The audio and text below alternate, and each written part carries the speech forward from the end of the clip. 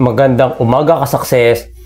May gusto lang akong i-share sa'yo dahil sa new content creator guys, may papakita ako, bibigay ko sa'yo ang example. So, ayan, tignan mo yung example.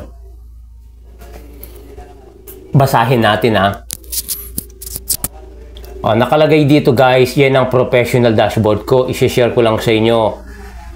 Tapos, sa performance niya, nag-uumpisa na siyang pumula. Ayan, nakikita mo yung negative 1%. Red na siya. Mga ilang araw lang guys. Last week lang guys, napakaganda ng kulay green siya.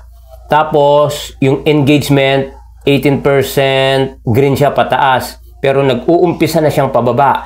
Tapos noon, yung 3 second video views, 1%, pababa siya. So mamaya niyan tataas yung percent nung pula niyan.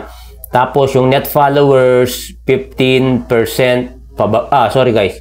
5% pula. So wag kang mag-alala guys. Tapos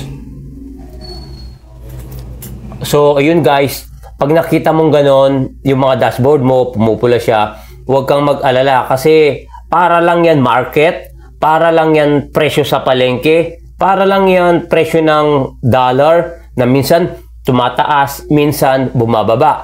Para lang yan sa pagkuha natin ng tagumpay sa buhay. Wala naman kasing straight line na papunta sa success na gusto nating puntahan.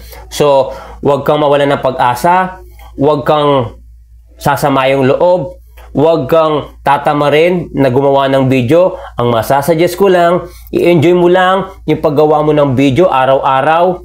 Kahit makita mo na magpula yung dashboard mo kay Meta, okay lang yun. Ang importante, masaya tayo kung ano yung ginagawa natin araw-araw.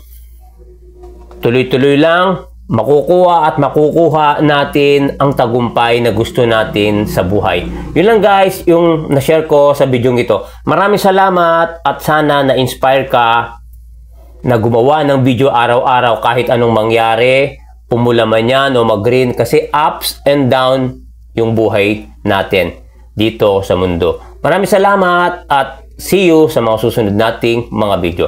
Bye-bye and God bless po. Thank you.